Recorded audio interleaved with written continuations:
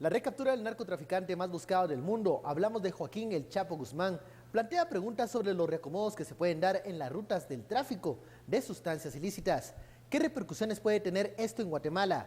Participe con el hashtag #SFCapturaChapo, pero antes del análisis, los dejo con esta nota acerca de la captura del capo.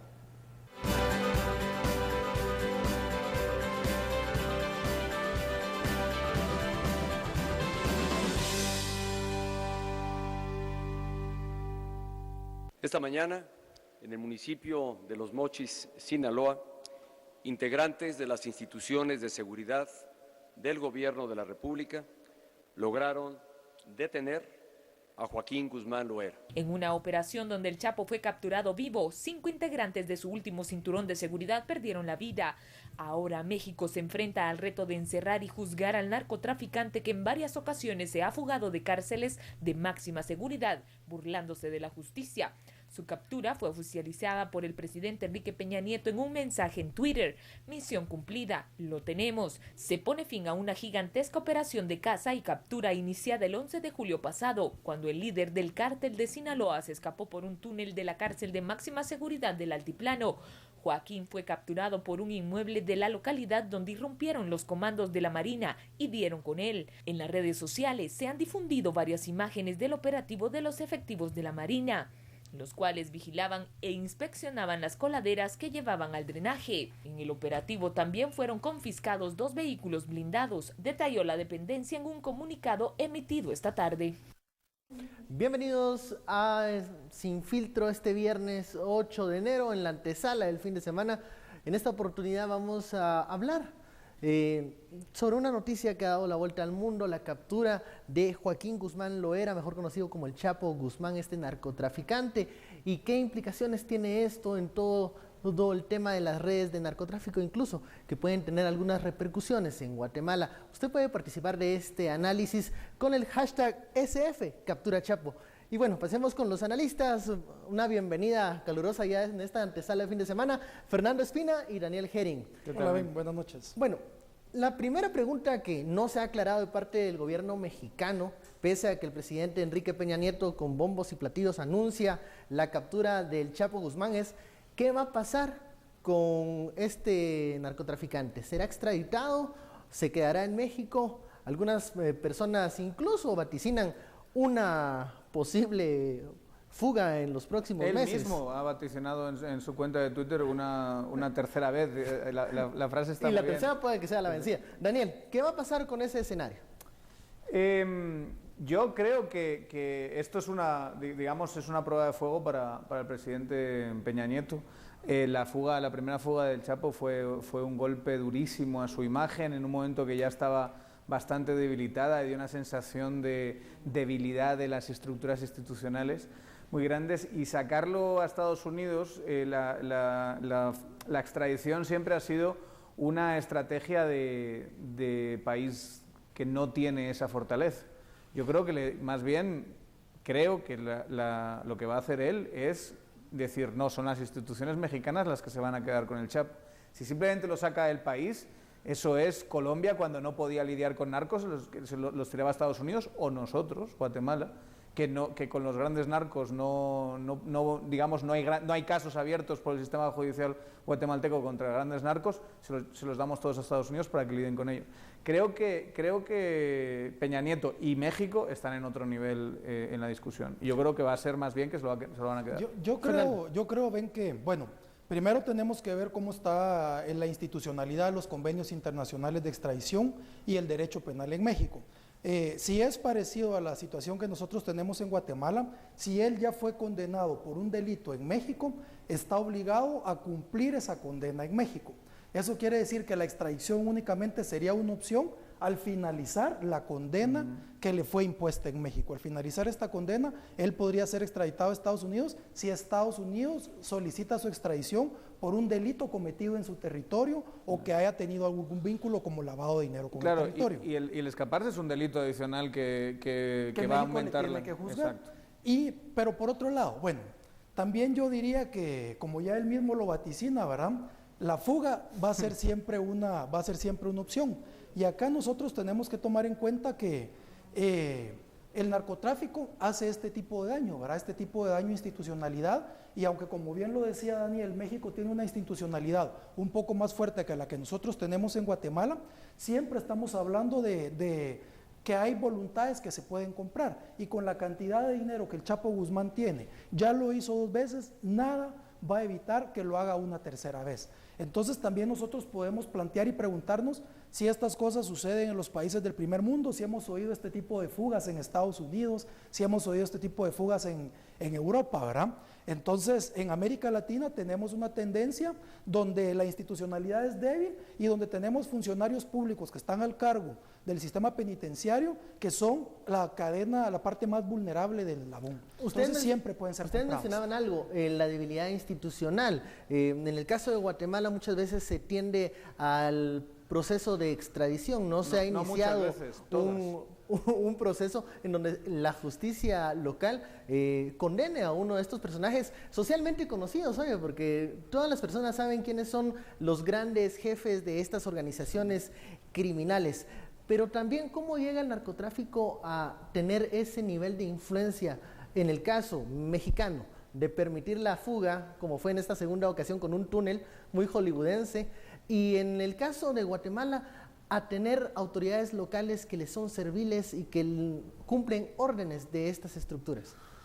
Bueno, ahí hay un factor que se llama la culpa, no es una cuestión de cuánto dinero maneja el narco, ni cuántos narcos hay, ni nada parecido. O sea, es una cuestión de cuán fuertes son las instituciones del Estado donde está ese narco. El sitio de más narcos del mundo son los lugares donde hay consumidores. Y ahí es donde está alrededor del 70-80% del negocio total del narco. O sea, de lo que vale, por poner un ejemplo, porque hay muchos otros ejemplos, pero por poner un ejemplo que nos es cercano, lo que vale, que son aproximadamente 38.000 millones, 40.000 millones de dólares, el tráfico de cocaína de Colombia a Estados Unidos, el 70-75% el de negocio está dentro de Estados Unidos. Entonces, ahí también hay narcos que distribuyen la droga a los consumidores estadounidenses, pero ahí ni esos narcos amenazan alcaldes, ni esos narcos son capaces de poner en jaque el sistema político, ni a esos narcos se les ocurre entrar a un sitio y matar a 27 personas y escribir con sangre en una pared. Todas esas cosas no las hacen los narcos porque saben perfectamente que el Estado las aplastaría en el momento que tengan esa clase de comportamiento. Entonces, la variable para mí importante es la fortaleza institucional del país donde actúa el narco.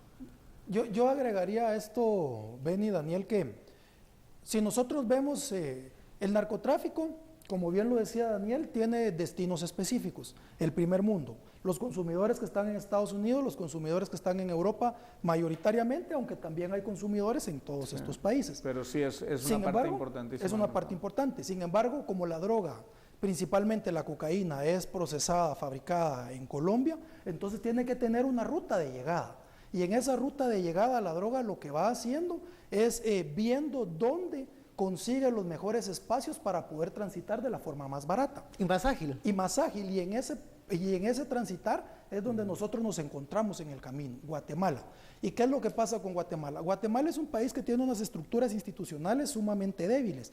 Hemos visto hasta hace un año cómo el sistema de justicia, cómo el sistema judicial había sido cooptado o sigue estando cooptado, pero con la fortaleza de la CICIG hemos visto cambios en el sistema. Sin embargo, si comparamos el sistema guatemalteco con el sistema mexicano, yo les puedo dar un par de ejemplos. Un funcionario público en México puede ganar alrededor de $5,000, mientras que un funcionario en Guatemala anda alrededor de $2,000. Para ponerles otro ejemplo, en el sistema de justicia, el juez de menor rango en México es un juez que puede andar por alrededor de los 40,000 pesos mexicanos, y en Guatemala un juez de paz, el juez del menor rango, gana 12,000 quetzales. Entonces, esta compra de intereses en el sector justicia es mucho más fácil en países con una institucionalidad débil, y en ese camino de la droga, Guatemala ha quedado perfecto. Y Guatemala es donde llega la droga, ya sea por avión, por tierra o por mar, y de acá continúa su tránsito hacia México. Entonces Guatemala se ha vuelto en una puerta, ¿verdad? En un sitio de paso obligado, porque a ellos les resulta barato por la institucionalidad que nosotros tenemos. Bueno, hago una pausa, vamos al primer corte. Hemos lanzado un sondeo en Twitter para conocer la opinión de los internautas y preguntamos qué sucederá con Joaquín Guzmán, el Chapo Guzmán. Las opciones son: será extraditado a Estados Unidos, se quedará en México o se volverá a escapar. Usted puede opinar. Regresamos en unos momentos.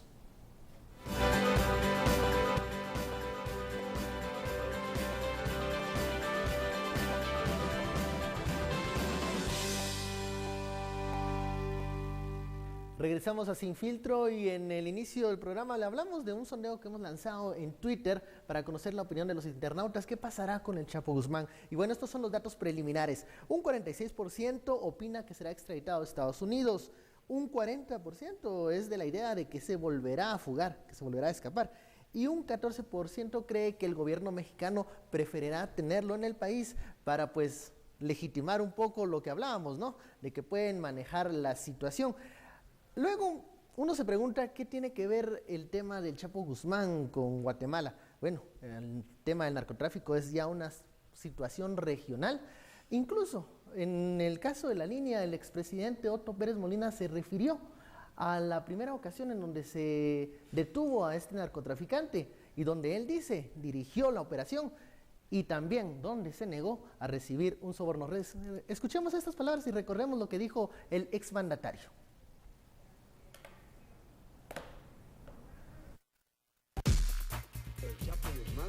Fue capturado aquí en Guatemala la primera vez por un operativo que yo personalmente dirigí. ¿Y sabe por qué quiero traer a colación esto, señor juez? No me estoy separando de lo que aquí estamos discutiendo. Lo quiero traer a colación porque usted se imagina qué fue lo que hizo el Chapo Guzmán y la gente en el momento que lo capturamos.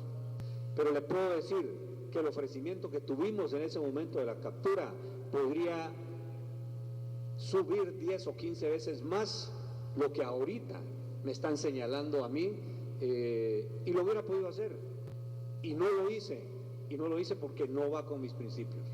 Hicimos la captura, lo trasladamos y fue entregado a las autoridades de México. Quiere decir que las cosas que me han movido a mí personalmente, señor juez, no han sido por dinero. Eran las declaraciones del expresidente Otto Pérez Molina defendiéndose y utilizando como ejemplo la ocasión en donde el narcotraficante Joaquín, el Chapo Guzmán, le ofreció un soborno a cambio de dejarlo en libertad. Él dice que se negó. Y bueno, luego de hacer memoria de estas declaraciones y de recordar que el tema del Chapo Guzmán ha estado muy cerca de la situación guatemalteca, uno se pregunta, ha estado en la cárcel, se ha fugado y al parecer el fenómeno del narcotráfico continúa igual. ¿Esto va más allá de las cabezas? ¿Es una cuestión de estructuras? Fernando. Definitivamente el narcotráfico ha demostrado ser un negocio sumamente rentable. Y mientras sea un negocio sumamente rentable, nosotros vamos a ver cómo, no importa que capturen algunas de las cabezas, siempre van a haber personas dispuestas a sustituirlos. O ellos mismos, estando en las cárceles, pueden continuar manejando esta forma de crimen organizado. Entonces, para mí una cuestión que es sumamente importante, y ya lo comentaba Daniel en uno de sus tweets, es que urge trabajar una política integrada, una política regional del manejo de la lucha contra el narcotráfico. La lucha contra el narcotráfico no debe ser únicamente en aquellos países donde va de paso. Tiene que empezar por los países donde la droga es el destino final, donde va a ser principalmente consumida. Urge trabajar en los países donde la droga es procesada, donde la droga es enviada, y por todos los países donde está pasando. Y esta política tiene que ser integrada. Todos los países tienen que estar de acuerdo en lo que van a manejar, y no solamente podemos pensar que vamos a hacer como lo que hizo el gobierno de Felipe Calderón, una guerra al narcotráfico, porque estos estados no tienen la capacidad de enfrentarse al narcotráfico. Los estados tienen regulaciones para comprar sus armas y para el uso de la fuerza, mientras que el narcotráfico no tiene ninguna regulación. Ellos pueden comprar las armas y pueden hacer estas medidas excesivas de fuerza, como hemos visto, de paredes pintadas con partes de cuerpo de personas, en pueblos donde hemos visto masacres de 80, 50 personas, que incluso en Petén tuvimos una situación así con los Zetas, ¿verdad? Bueno, aquí hay que decir una cosa que es importantísima, que va a ser crucial y que vamos a hablar bastante de eso en marzo y abril. Y es la política de drogas basada en capturas e incautaciones, que es la que tenemos en Guatemala. Si tú ves las presentaciones del quinto viceministerio, que es el Ministerio de Antinarcóticos, te llega la antes... Que son muy mediáticas. La antes viceministra, que ahora ministra de Gobernación, Eunice Mendizábal, era la viceministra de Antinarcóticos. Ella llegaba y te decía, mira, todos estos, he descabezado a estas organizaciones, hemos detenido a no sé quién, hemos extraditado a no sé quién, hemos incautado tanta droga. El mundo entero se está dando cuenta que eso no sirve para nada. En los últimos años ha pasado algo interesantísimo, y es que a nivel internacional, y digo que vamos a hablar de esto en marzo y abril porque viene el UNGAS 2016, es decir, la Asamblea de Naciones Unidas sobre Política de Drogas, se está repensando el modelo. El modelo prohibicionista es algo que desde la academia hay cada vez más consenso, no funciona. Tú puedes Estados Unidos no ha sido capaz de cortar el flujo de cocaína y no ha sido capaz de subir el precio de la cocaína, es al revés. La cocaína en Estados Unidos lleva bajando desde los años 70. Entonces, si tú, la idea prohibicionista es, yo meto mucha presión sobre el mercado, digamos, léase sobre los narcotraficantes, y eso hace que aumente el precio de la cocaína, de la droga, y la gente no consume porque no llega a ese precio. Mentira. Se mete presión y aún así la droga fundamental que viaja por nuestro país ha ido bajando en precio. Y por eso también hay que entender todo lo que pasó en época de Calderón en los últimos años. Tiene mucho que ver con esa presión que se les hace, pero también tiene que ver con los grupos de narcotráfico. No son en realidad carteles, hay muchísima competencia en el mundo del narcotráfico, no están cartelizados. Está buscando otros ingresos y por eso se mete en amapola y heroína, y de ahí el problema de San Marcos que tiene Guatemala. Por eso se mete en laboratorios, por eso se mete en consumo dentro del propio México, de las zonas turísticas, por ejemplo, porque tienen que diversificar porque el negocio de la cocaína está bajando en precio. Ese es el fenómeno que hemos visto, y de cualquier manera, todos esos esfuerzos que cuestan millones y millones y millones, de los que es responsable fundamentalmente Estados Unidos, que es quien presiona a Guatemala para que tenga esa clase de política, porque esa política no ha sido pensada en Guatemala, todo eso es un fracaso absoluto. Y UNGAS es una gran oportunidad, y Jimmy Morales tiene una gran oportunidad de llegar a UNGAS y tener un discurso bastante más aperturista, una propuesta concreta. Por supuesto. Y ahí sí puede recoger algún trabajo que se ha hecho en ese sentido. Hacemos una pausa, vamos al segundo corte, le hacemos la invitación para que siga enviando sus comentarios al numeral SF Captura Chapo. Regresamos luego de estos anuncios.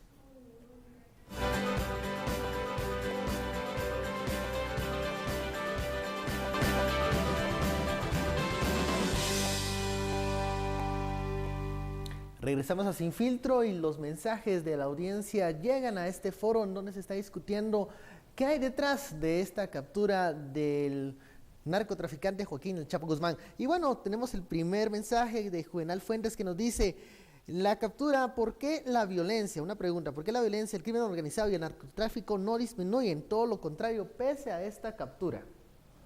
Lo hablábamos, ¿no? De que las cabezas se mueven y siguen las mismas estructuras fuertes. Francisco Ramírez nos envía el siguiente mensaje: si el Chapo señaló a Otto Pérez Molina de extorsión y traición, es más probable que no mintió por ser un verdadero líder del narcotráfico. Todavía hay quienes están pensando sobre la veracidad de las declaraciones del exmandatario, ¿no? Y un tercer mensaje del usuario José Antonio nos dice: y los prófugos guatemaltecos, nadie les pone atención, no cumplen las órdenes de captura. Esto hablando sobre la forma como son tratados los reos en diferentes países, ¿no? Siguiendo el tema de las estructuras del narcotráfico, ¿se puede atacar este fenómeno también por el sistema financiero? ¿Dónde queda el dinero que se genera el narcotráfico? Fernando nos dice, es un negocio rentable. Bueno, ¿dónde se está moviendo ese dinero? ¿Dónde está ese capital? ¿Se puede atacar, que no sea solo mediante la violencia, sino se puede atacar estos grupos criminales cortándoles los recursos? Muy difícil. Yo diría que, claro, por poner un ejemplo, es muy fácil tener un hotel, ¿verdad?, donde tú reportes que tienes ocupado X cantidad de habitaciones y en realidad no tienes tantas. Y todo ese dinero que tú estás reportando es dinero que lavas del narcotráfico. Es facilísimo hacerlo con ganado, por ejemplo. Es facilísimo hacerlo. Hay una buena parte de la economía guatemalteca que es informal. Obviamente también hay lavado a través de esquemas financieros más generales y más profesionalizados. Pero en realidad los que son buenos lavando utilizan distintas vías. Esa parte sí es dificilísima a día de hoy, dada la institucionalidad guatemalteca. Y más que eso, también yo quisiera agregar, muchas veces los guatemaltecos o las personas en general piensan, bueno, a mí no me afecta el narcotráfico, a mí no me afecta que las drogas pasen por Guatemala porque van a un destino final que es Estados Unidos. Sin embargo, nosotros podemos ver cómo en Guatemala sí tenemos unos efectos duros por el narcotráfico. Para ponerles algunos ejemplos concretos, cuando vemos las zonas donde más influencia del narcotráfico hay en el país, podemos ver cómo los precios de las tierras suben. ¿Por qué? Porque existen los narcofinqueros que están interesados en comprar las grandes caballerías, las grandes cantidades de tierra, entonces ellos van haciendo que el valor de la tierra sube. Otra de las cosas que les encanta comprar es ganado, entonces van haciendo que el precio del ganado suba. Pero cuando ellos se quedan sin el flujo del dinero del narcotráfico, empiezan a vender ese ganado, inundan el mercado y las personas que tienen un giro normal de la ganadería se ven afectados. Pero más allá de eso, también hace un grave daño en la articulación social.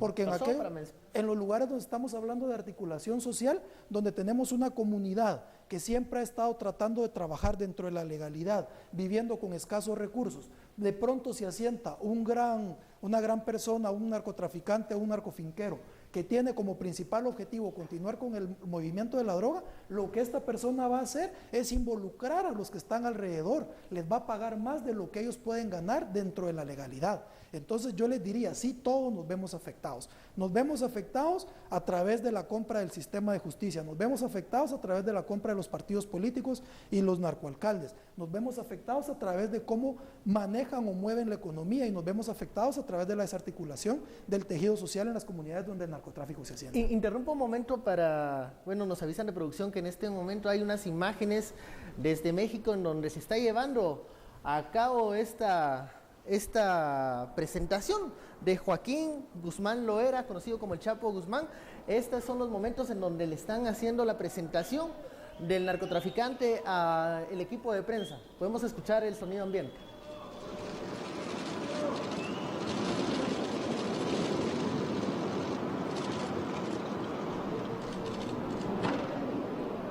Estas son imágenes en vivo de la presentación de Joaquín Guzmán Loera, el Chapo Guzmán, que ha sido detenido por las autoridades mexicanas. Bueno, me llama la atención lo que decía Daniel, hay que repensar el modelo, sí. Pero el modelo va más allá de solo legalizar alguna parte de este movimiento, nuevas estrategias de seguridad, planes como los que tiene Estados Unidos de inversión y de fortalecer también las instituciones de seguridad. ¿Por dónde debe ir el replanteamiento del modelo? Yo tengo claro que digamos, la política de drogas no solo es legalización o no legalización de las drogas. O sea, que la política de drogas, por ejemplo, incluye tratamiento a consumidores. Es decir, el enfoque de salud es necesario. Guatemala tiene penas por consumo, lo cual es una vergüenza. En la mayor parte de países ya se han quitado esas penas por consumo. O sea, no se trata al consumidor como un delincuente, sino se le trata en algunos casos como una persona que consume drogas y en otros casos de consumidor problemático como un enfermo, como un adicto. Luego también hay un tema importantísimo que es el acceso a medicamentos. No se pueden imaginar lo cara que es esos medicamentos contra el dolor por todas las estúpidas regulaciones que hay al respecto. Y hay que entrarle a ese tema porque es clave que cuando tú tienes medicamentos contra el dolor caros, quien sufre de verdad son la gente de más bajos ingresos. Entonces, en realidad, lo que tienes es a gente pobre pasando mucho dolor por regulaciones internacionales que son absurdas. Y esa parte también tiene que ser repensada. Hay que repensar el tratamiento a adictos. En muchos casos, en Guatemala, se hace en centros que son vergonzosos y donde se violan derechos humanos, donde intentan curarle la adicción a bibliazos y no con estrategias profesionales.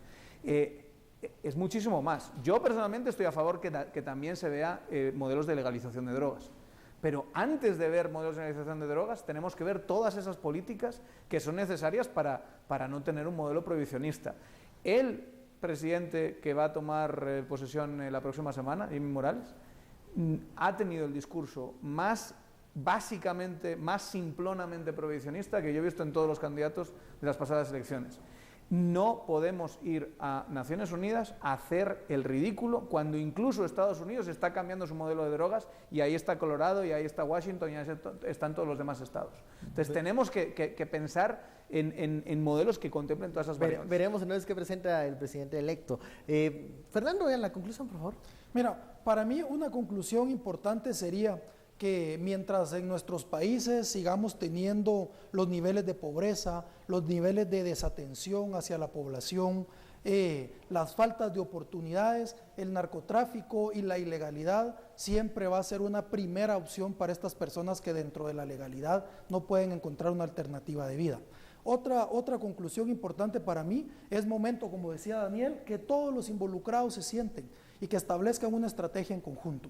Una estrategia que tiene que ir desde la atención a los adictos, que tiene que ir la destrucción de los cultivos y el fortalecimiento de los sistemas de justicia por donde la droga está pasando. Y tercero, que todos tenemos que estar conscientes que el narcotráfico y la droga es algo que nos afecta a todos, no solamente a los consumidores. Bueno, llegamos al final de esta discusión en Sin Filtro. Muchísimas gracias, Daniel, Fernando, por explicarnos estas visiones en algunos momentos diferentes, en otros con algunos elementos en común sobre cómo enfrentar el tema del narcotráfico y el tráfico de estupefacientes que tanto daño hace a la sociedad y a la región.